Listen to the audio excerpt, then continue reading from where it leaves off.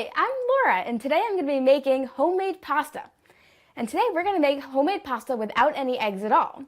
So to start, the most important part of making pasta is pasta flour. So we're going to start with something called semolina flour. This is called pasta flour. It can be a mix of semolina or durum flour. You can get this at the grocery store. We're going to do equal parts of all-purpose flour and pasta flour. This is a very, very fine meal. You can see it's very light, so it's very great for pasta. We're going to do 2 cups of each. You always want equal parts here. Just kind of scant. Doesn't have to be really exact.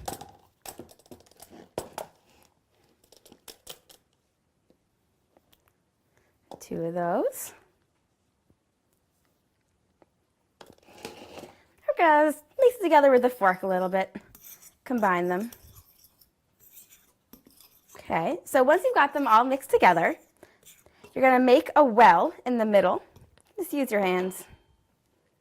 Kind of make a little hole in the middle there. And we're going to add some cold water. So you're going to start with about 3/4 cup right into the middle. And then use a fork and just mix together as you go around. Just kind of go in little circles and slowly incorporate the flours into the water. You don't want to overwork it, but you're just going to mix it together, and you'll see a dough is going to start to form. So I can see I need a little bit more water here. And it's going to keep on mixing it until it becomes a dough. And then you can just kind of get in there with your hands. A lot easier to mix it up that way. Just like this, you're going to see that it's starting to come together. It's going to keep adding water a little bit at a time. Better add a little too little than too much. Okay, so now that I have it as a dough, I'm going to take it out, put it on my Silpat mat here. Let's get all that extra flour off. And these are great because nothing sticks to these mats. So we're going to knead it for about 5 minutes, which means you're just going to go down and up and then twist. Down and over and twist. You're just going to keep doing that for about 5 minutes until it's smooth and elastic. So what we're going to do is we're going to wrap it in some plastic wrap and let it sit for about half an hour. Just let the glutens rest. It's like we've given it a massage, and the love we give to it, it will give back to us once we let it rest. And then we can roll it out and shape it into our pasta. So now that our pasta dough has been resting for half an hour, it's nice and soft, but the glutens have loosened up a little bit, so it'll be easier to roll out. We want to flour our board a little bit. No point in making pasta if you can't get it off the board. A little more flour on top. You can use a bench scraper, or you can use a knife if you don't have one. Just cut it in half, and in half again. So we can deal with one little section at a time. So with each one, what we're going to do is roll it out into like a 1/2-inch log. You just kind of squeeze and stretch it. If it gets a little too long, you can just cut it in half and do one part at a time. Okay, so once you have it like this, you just kind of give it a little whack. You can play with it a little bit. We're going to cut it into little pieces about this size. And then once you have each one, you're going to roll it into a ball. And then, so this is called orecchiette, this shape. You're going to put your thumb in and drag it back. And you get this little kind of half-moonish kind of shape. Put it down and roll it in. You're just going to keep doing that to the rest of the dough.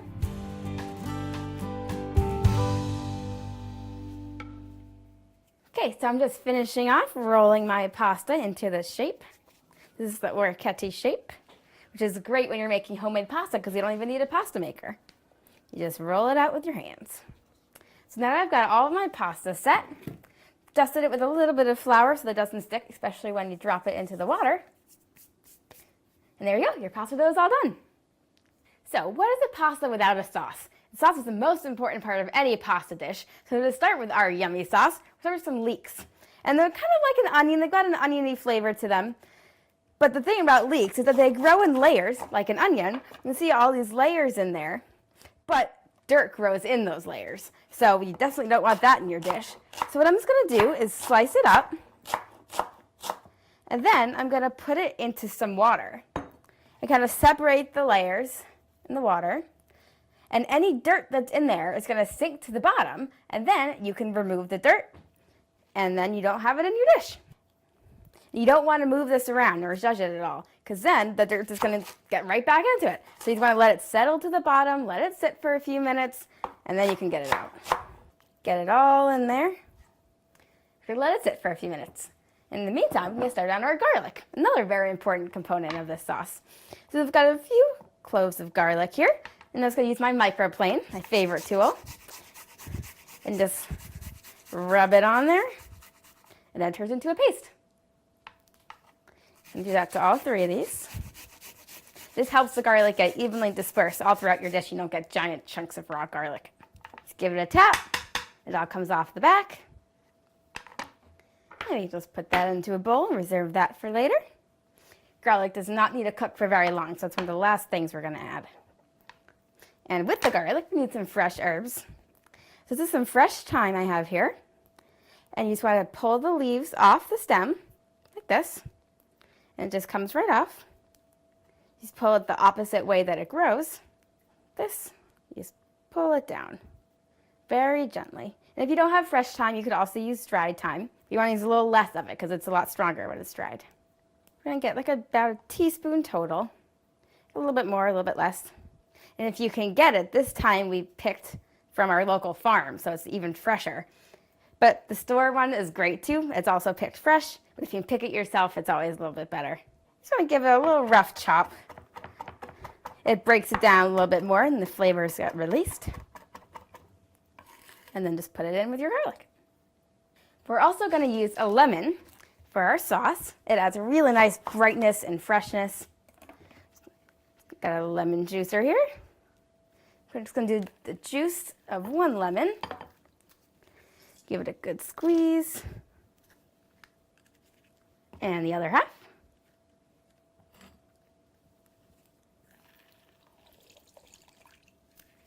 This is a very juicy lemon. When you can get them in season, they've got a lot more juice.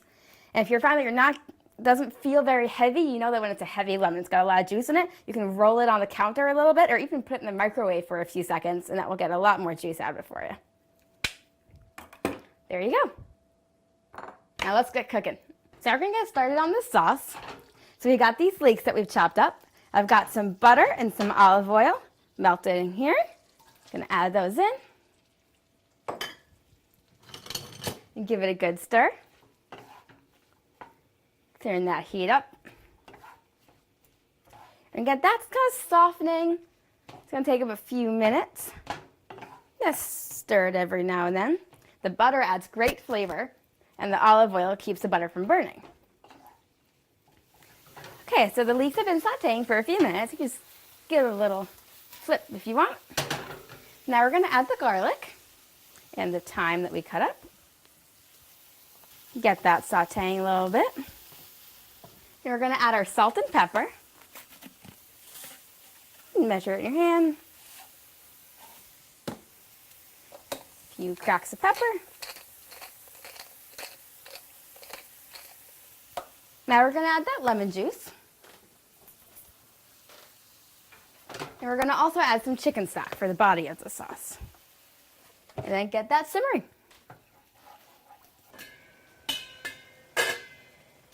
Okay, so we're almost done with our sauce. We're just gonna add some frozen peas. Add them straight from the freezer. They'll thaw out in here. Adds a really nice color. Give it a quick stir. Now we're gonna get started on the pasta. Got some boiling water. Just kind of loosen up your pasta a little bit. You don't want them sticking together. And then slowly drop them in. Kind of separate it as you go. Careful of the splash of boiling water. There you go. Give it a good stir. They're going to start to float to the top when they're ready. It's going to take about 7 to 8 minutes. So now that our pasta is almost done cooking, time to finish up the sauce. So you're going to finish it off with a little bit of cream and some Parmesan cheese.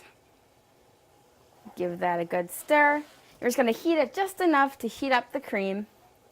Okay, so our pasta is done. It's all floated to the top. So we're just going to drain it. And back into the pot. Now it's time to add the sauce.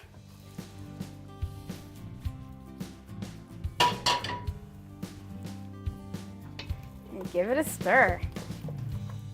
Spoon some up.